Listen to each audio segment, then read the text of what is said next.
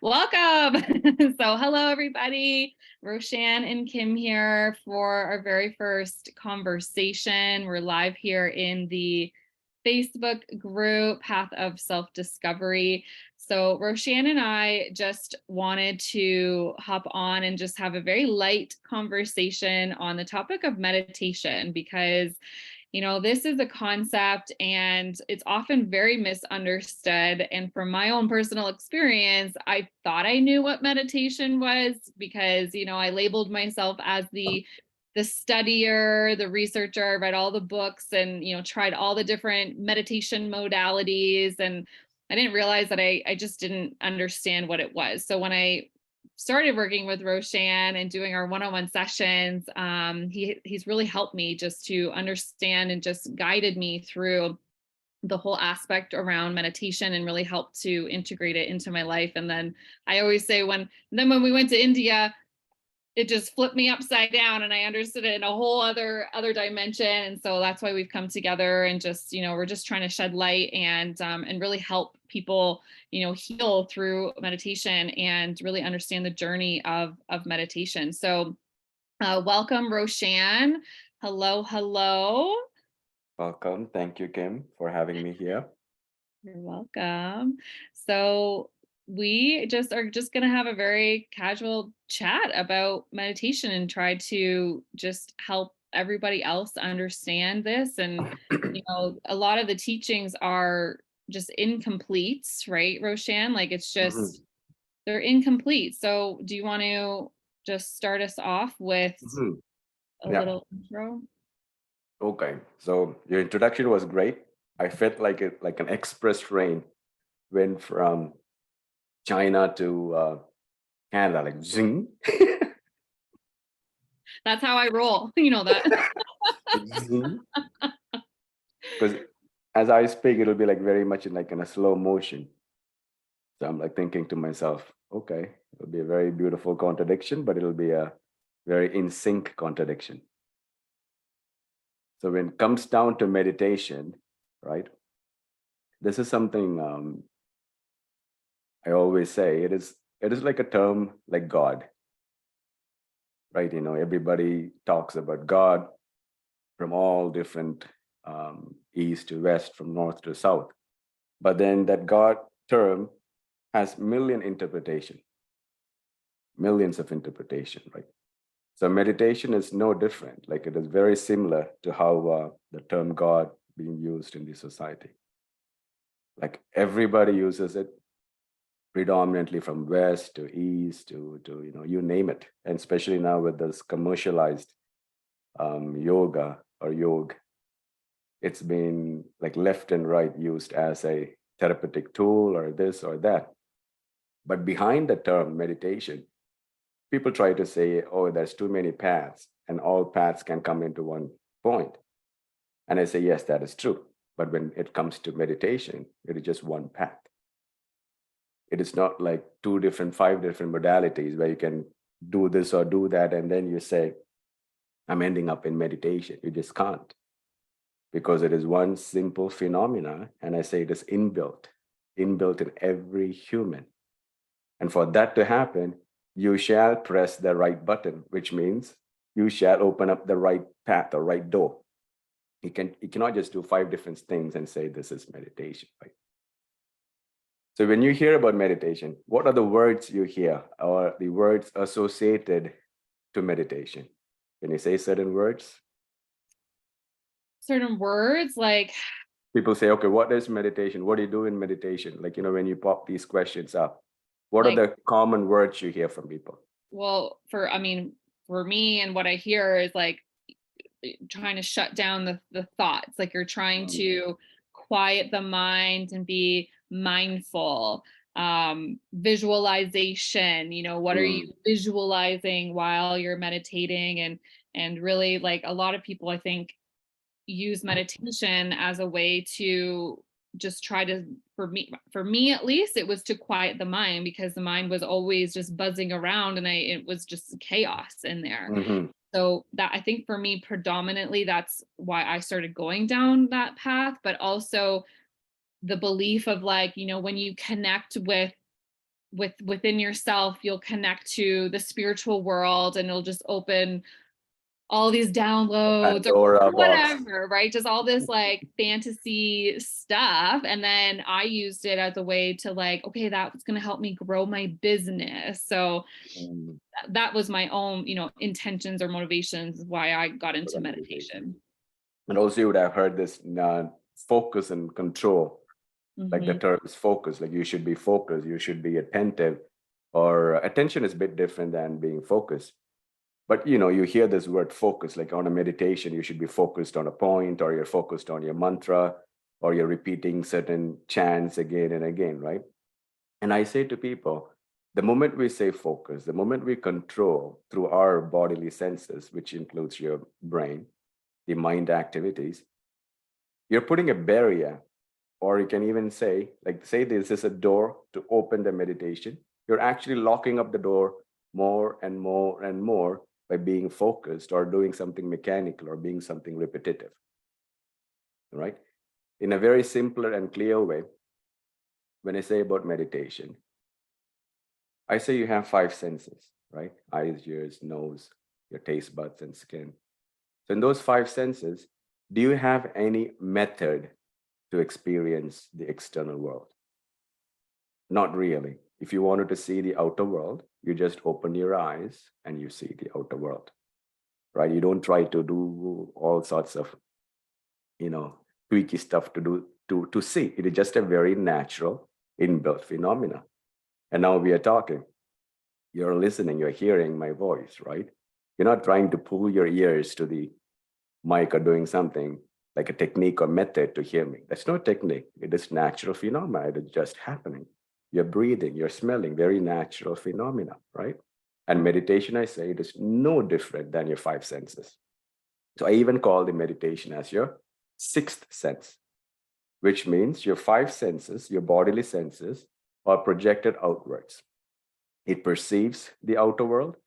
It concludes with your experiences, what you had so far from your childhood, and it gives you a meaning about all these experiences you face in your day-to-day life.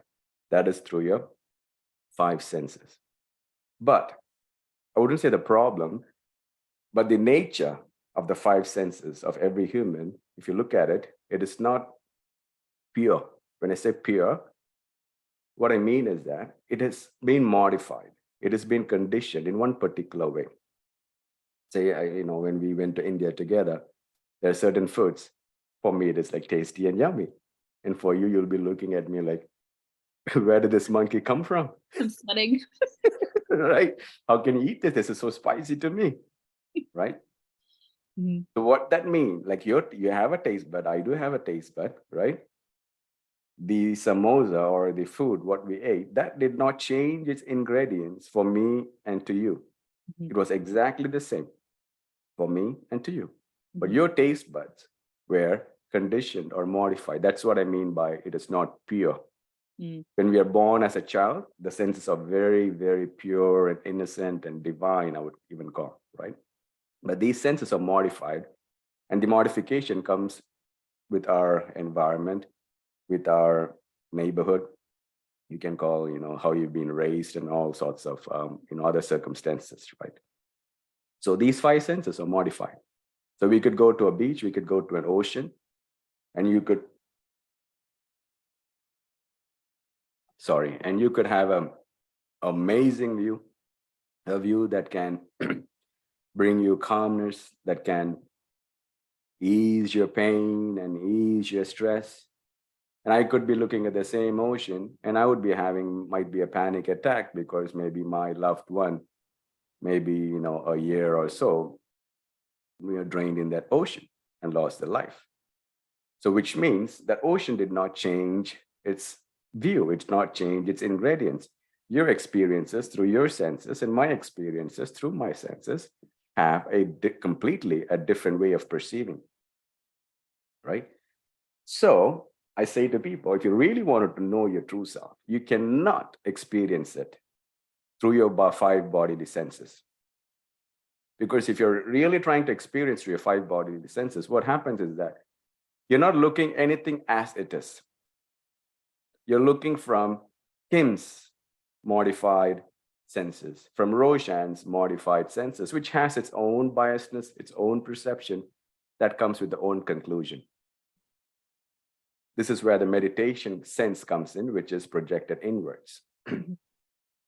So to that meditation, that sense to open, to get activated, for us to sail inwards, we shall keep these five senses in a very calm and relaxed manner. Even I would say, put it to sleep. And once that happens, all your five senses, your bodily activities, your mind activities, everything slows down, calms down, and goes to the neutrality of the nil. Then the meditation naturally opens. You don't have to do anything afterwards. Then it's like looking at things through your eyes. You just open your eyelids, you see. You just hear things you can just naturally hear through your ears. Meditation just naturally flows, right? So now people do ask me, then what is the whole point of chanting Om or chanting mantra or even pranayama, the breath work, the breath exercise we do before meditation? So I say to people, think about your body, your physical body and physical mind, like boiling water, like little volcanoes, like always erupting, right? So that volcano, that turbulences in your body and mind, it is because of your emotions and strongly expressing or confining yourself as an individual in a society, which gives you so much pressure and stress in day-to-day life. You have to do this, you have to complete this, right? So too many tasks in your life day-to-day. So all these things gives you pressure. And then your body, it's like boiling. So for the meditation to happen, this body, this turbulence has to be in a very smooth and calmer, relaxed manner. So for that, we chant mantra or we start chanting Om. And for that, to bring the body and mind to a particular state, we can even say. So the meditation can happen, we're doing pranayama, breath work, to balance our energies within, to calm our nervous system, to calm our bodily nerves. So the body calms, the mind calms, and everything comes to a stillness. And as the stillness comes into play, the silence creeps into us. And as the silence creeps into us, you slowly and slowly create the distance between your mind, your body, and all the activities that are happening within. And that is why we call, you're not your thoughts, you're not your emotions, you're not your mind, you're not your body, and you're not any roles you're playing in day-to-day life. And all the actions, all the roles, everything slowly comes to an end. It ceases to exist. And as this is happening, you're slowly and slowly moving inwards. And that inwards, there's no conclusion. There's no destination, right? When I say there's no destination, we're not sitting for meditation in the hope of getting something. The moment we sit for meditation, I need to calm my mind, or I need to get this done. Or like you said, I need to get my downloads and upgrades and all those paradox fancy world. All you're trying to do is that closing your eyes and opening up your mind activities, that mind frame with all the informations, all the impurities. When I say impurities, all the societal informations, right? All the pressure you're trying to figure out, and you're trying to puzzle. And I say to people, your mind, it's in chaos, it's in turbulence. And what are you trying to figure out through that mind, within that mind? You can't really find anything different. You shall go beyond that chaos, or beyond that frame itself.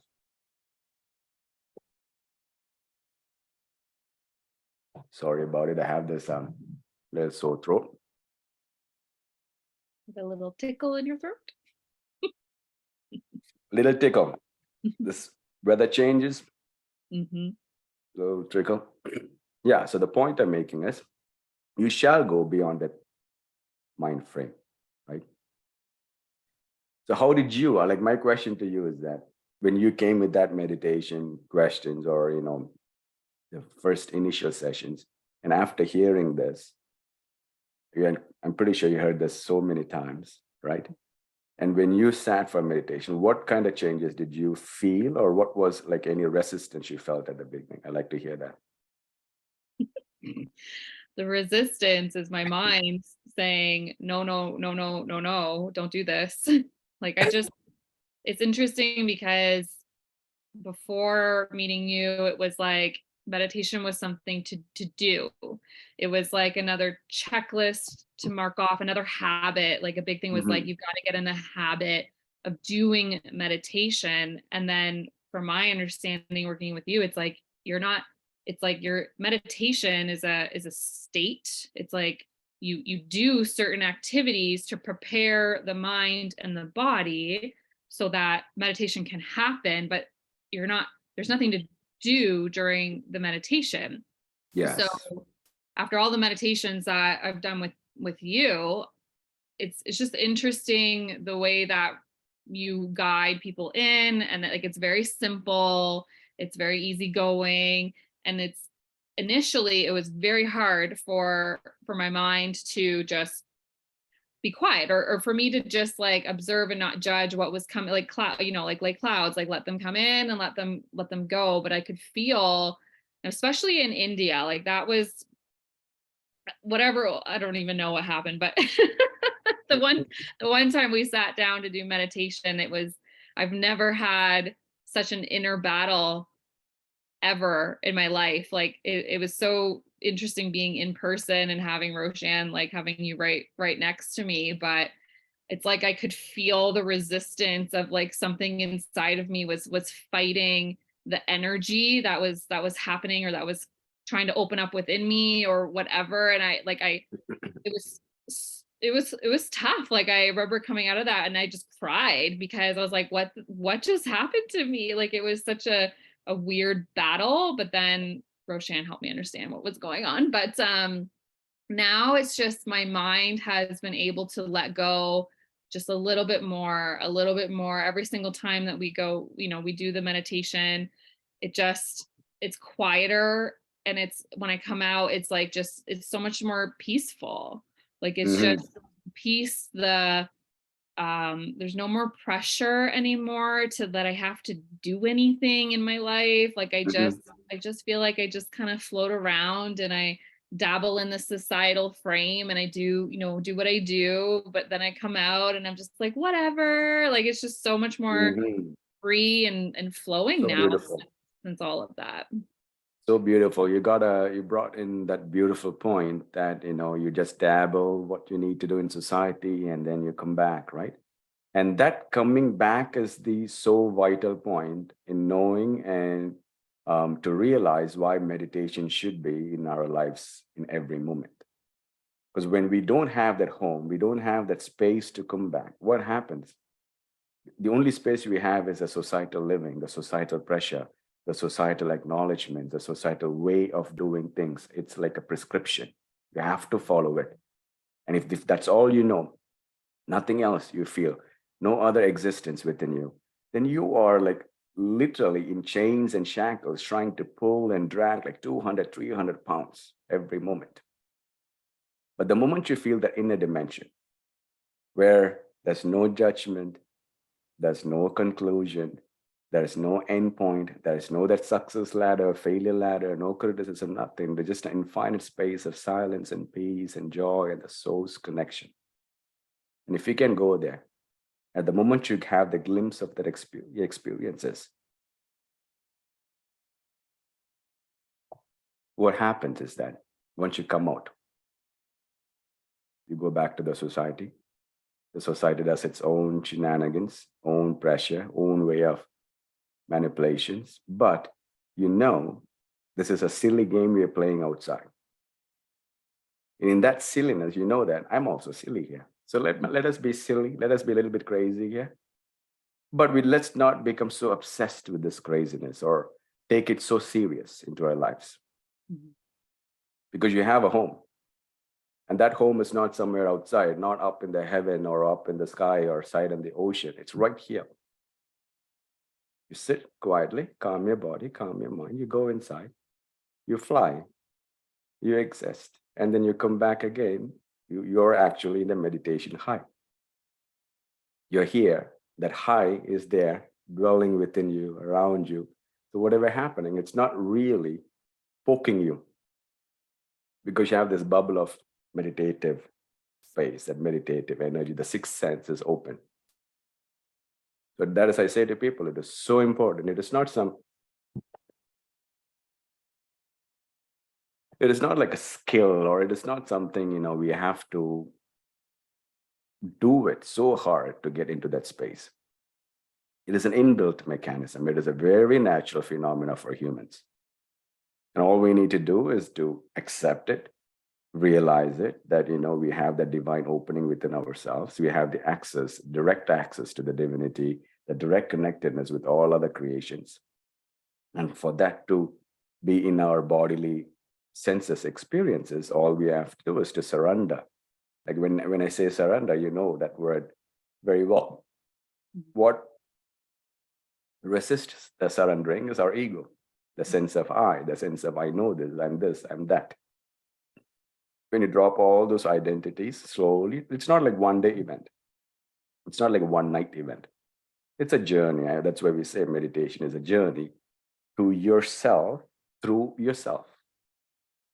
You're slowly and slowly and slowly going in. And every time you go in, and I say to people talk about meditation, they say, I sit for calm, and I sit for being in that, that peace of quietness which comes into play.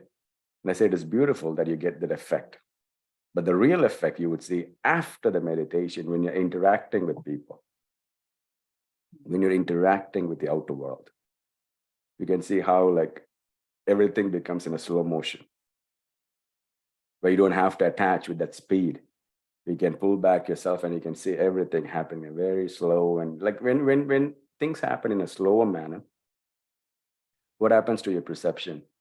You'll have a very good clarity, a clean clarity, where you can see that movements, you can see the drops, you can see the heights. And when you have that vision, that clarity, you can really pick yourself where you want to be and where you don't want to be. But if everything is going like, and you're also part of that's like, the craziness, then what happens? There's nothing, there's no other things you get able to see. It's like you're running like a sprint, 200, 300 kilometers per hour. And then you're trying to draw nothing. The vision will be very like tunnel.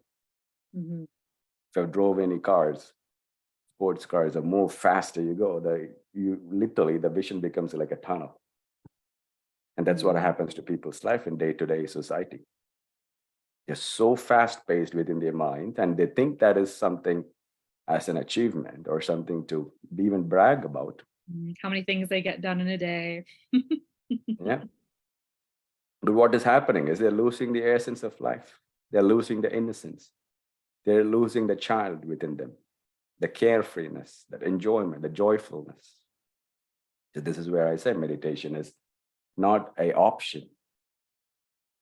But at the same time, people need to know what is meditation and what not is meditation, because there's so many, that's why I say it is incomplete. I wouldn't say that teachings are false. I would say it is more like an incomplete, because what they're trying to do here, most of the teachers, I wouldn't even call the teachers, the entire society, I would call, the prep for the mind and body to bring to the state, that itself, that preparation itself is called as meditation.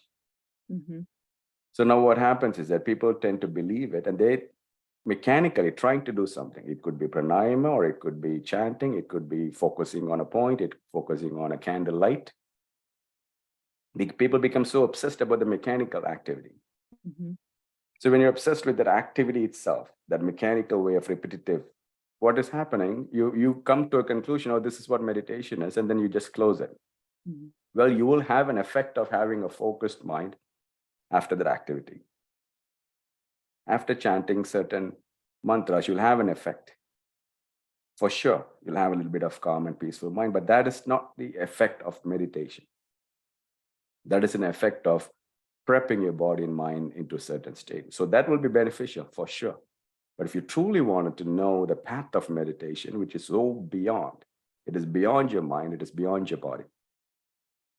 For that to happen, you shall, move beyond the premise, the activities of your mind and body. What do you think? So what my question would be,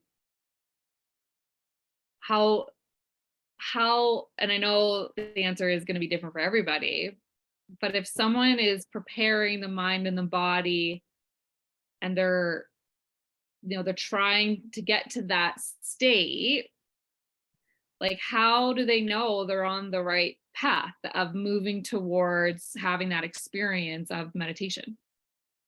It's a good question. Like I said, that mind of arriving to point B comes from the societal frame. Because anything, when I say arriving at point B, what I mean is that the way we have been taught in the societal living, you always have to do something with the expectation of arriving there. And when you arrive there, something glorious would happen. Mhm. Right? After you die, you go to heaven, you meet God. Something glorious would happen. Right? And you work, you retire at 65 or 70, whatever that number frame they have, you're going to be very chilled and relaxed. Mhm. So you arrive at point B, so you get something glorious, you get something extraordinary, you get something divine. But what I say to people, the moment right now you have right now here, that moment, that existence alone should be a purpose, should be your reason why you're here, should be the flow, should be the experience, should be complete and full. So when you sit for meditation, we're not, that's why I said earlier, we're not sitting with any expectation, even though we discuss about it. When we sit, we're sitting to relax, like how you go to bed. You don't plan. You just like nighttime, 9:30 to whatever your time, the sleep time, you go to bed and, you know, you fall asleep at some point, right? The same thing, there's no other agenda, there's no other work. You wake up in the morning, have your shower, empty stomach, you sit in silence.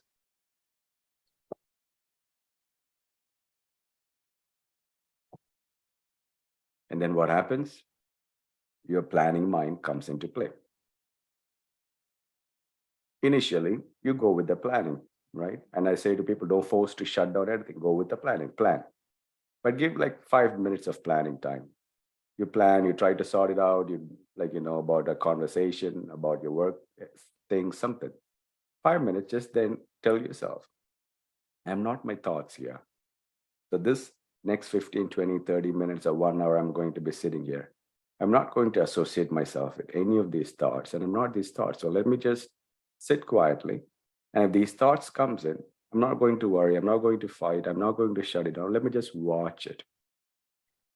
Clearly, attentively, let me watch my thoughts. The moment you say that, a thought would come in and you will try to watch. And I say to people, if you're very attentive, the moment you start to watch, there's nobody else inside of you to think or to create another thought. In that attentiveness, the thought slowly disappears and you fall into a blink of silence. And then what happens? Another thought or something else will come in, and then you jump into the thought. Most of the time, you will participate in the thought, and then you go into your own imaginary world of creating things through your thoughts. But if you're very attentive, what you do, again, you do the same thing. Not this thought, let me just watch it. The moment you watch, it slowly fades away. You fall into that silence. And that silence is what we like to expand, the more and more and more. And that comes with everyday sitting, and not just even sitting. After sitting, this is where the real test comes into play. When things are happening in your life, you're able to see as it is. At the same time, you jump into reactionary mode. As Kim, I should say this, as Roshan, I need to defend myself. I need to put myself here. Or as there's a fancy word in our society, I have a worth. I'm worthy. So to prove my worthiness, I have to say, I have to stand, and all sorts of fancy terms we have in our society. So in that circumstance, you get able to literally watch with a little bit patience without jumping in and say, this is not, I'm not the circumstance. I'm not that individual's emotions. I'm not even this body's emotion. So let me just watch and see what is happening. And you will see there'll be some turbulence in your chest area. It's a little bit anger. You can see the redness in your ears. You can observe those things, the emotion popping up through your body. Don't react. Pause. You're not controlling actually here, right? You're experimenting. Mhm. You're not like, I don't have any other way, so I'm controlling. And if you're doing it, you'll explode. This is an experimentation because you're doing something, the name of meditation. And after you're experimenting. And then when you experiment it, you become more aware, which means you're raising your awareness. And then when you come back to sit for meditation, it really helps to go into that silence, that expanding on the silence. So your meditation is going 24/7. Mm. But people completely misunderstand. They sit for 30 minutes just for the calmness, they say, to attain peace, they say, to open up some Pandora box, to speak with their guides, speak with some other entities. And I say to people, you're not speaking to anyways, where we're not going into that topic. The point I'm making is that there's so many things exist within ourselves, outside of ourselves. And for that to get experienced through our own bodily senses, the more and more we are fresh and new with this body and mind, the more richer the experiences will be. Mm. Like a child, right? Their senses are very pure, so fresh. The godliness you can see in every moment they are. They can't latch on to anger. They can't latch on to any emotion. Everything is complete and full. Right? And I say to people, like meditation, when you get the meditation flowing within you, it's not like all the poses you see with people like the spiritual master sitting in lotus pose and flying high. Like, 24/7, you can't be in that space because you're not living in forest. You're not living isolated somewhere. You're living in a societal frame. In a societal frame, there's so many rules, regulations, expectations, criticisms, like pressure. The simple word, so many pressure, so much of, every day they bombard.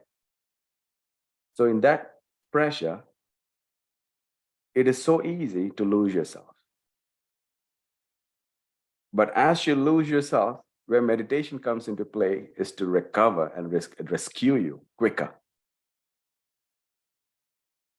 So now your anger comes in and then it just slowly dissipates. And then the dissipation gets into the space of peace, and the peace would be your nature. Mhm. So the body reacts, but it is not exploding. Because as it is reacting, the meditation comes into play to rescue, and then like slowly heals it, gets away, and you're back to the fresh space. Before, as a child, it was very natural phenomena because a child wouldn't understand the societal prescription because it is still young, still pure, still trying to comprehend. But as an adult, we already have absorbed the program of society. So it is easy to lose ourselves in a day-to-day interaction. But when meditation is here, I said the divine, the God, the universe is with you inside of your body and mind, where you're experiencing through your senses itself. So nobody needs to preach you about universal energy. Nobody needs to preach you about God. You just experience it. Any questions coming out of this? Or No. your own experiences you wanted to share? Well, for sure, I can relate to going back into society and the reactions, right? Whereas, like before, I thought I was doing, the work, and I thought I was becoming more aware and less reactive. But then certain things came and I was like, whoa, whoa, whoa, whoa. Like I'm just retreating backwards, not backwards, but I'm retreating to that old program. And so now, after working like through your meditations and teachings and all that stuff, it's like, even if I have a glimpse of reaction, I'm so much quicker to be like, no. And I just let it go. Like I don't, like, I'm just so much more rooted and grounded. I feel like Mhm. in myself, that I can just see now, I can just see the game. Yes. I can see the pain and suffering. Holy moly. And so I can feel the pain and suffering in so many other people that even though they're acting like crazies or monkeys or whatever, it's like they're just in so much pain. So for me, Yes. like, I just have so much more compassion for Hmm. people in the world, and I just don't, it just doesn't rock me like it used to. And that's a beautiful thing when you said compassion. And compassion, I say to people, you cannot teach compassion. You cannot learn compassion. It is an expression of an evolved or a human which is on an evolvement phase. You can see the compassion heart expanding and expanding, expanding, because compassion can come only through understanding, right? Because you see yourself in other people. Hmm. You see, like, oh, you know what, I was doing the same thing before because I wasn't able to understand and realize certain things, the depth of life or depth of, being a human, or depth of creations, depth of the creator. I wasn't aware. So I was so much tied up with my beliefs and ideologies, and I was going bongos and nuts. And I can see that happening with that human now. Hmm. As it is happening, I can also feel, like you said, the suffering is happening, the intense suffering. So me, as I'm raising my awareness, I can say, you know what? Let me just forgive that person. Be a bit more compassion. You know, let me not take that individual's actions or words so in person here, because he's everything is committing or emitting out of ignorance, Hmm. out of that insecure feeling, out of that secluded individual self of society. Somebody wants to prove themselves because in that proving, in that acknowledgement, they feel they exist. Hmm. But that we can understand to our own selves. And that's why I keep on saying to people, you cannot change the outer world. You just cannot. When I say you cannot go out and change the outer world. The only way to change the outer world is change here. If we evolve here, we are the society. As our awareness raises, our energy shifts, our existence shifts. Then when we interact with people around, they cannot resist it. They can try to fake it for some time. At some point they will surrender. When they say surrender, they're not surrendering to your egoistic mind. They're surrendering to the love. They're surrendering to the compassion. They're surrendering to the expansion, the expansive universal conscious energy which is flowing through you. The heart opens up. Then there you can see a ripple effect in the society. Hmm. So all in all, I say, like, meditation is not uh, an easy subject. It is in-depth subject, but at the same time, the way the society is flowing, especially in this moment, it is not an option. This is not like a warning. This is not more like, like I'm trying to scare people. And all I'm saying is that you have a very powerful inbuilt mechanism within your body, within yourself. And the moment you open, the moment, like a little glimpse of that experience you have, you're not going anywhere else. I'm saying, like, this is the home. You'll be running into that place where you sit every day, and then, ah, the peace comes into place. And I say to people, regardless of what is happening in your life, the circumstances going on in relationships, in the physical, material world, in finance circumstances, I say the most precious, the most valuable thing that exists for a human to experience is peace, and eternal peace. If you're in that peace, anything you touch, anything you interact, anything you do is magical. And if you're not in peace, most of the things you do are coming from internal pressure. In that pressure, from that stress, you're going to complicate more and more, and you're going to end up more suffering. And you'll be doing a lot of nonsensical, unwanted things when you're in stress because you're in desperation, right? When there's peace, there's no desperation. You're just being and existing and flowing and living, actually. Hmm. Hmm. I love that. It's beautiful. I think that's a good ending there.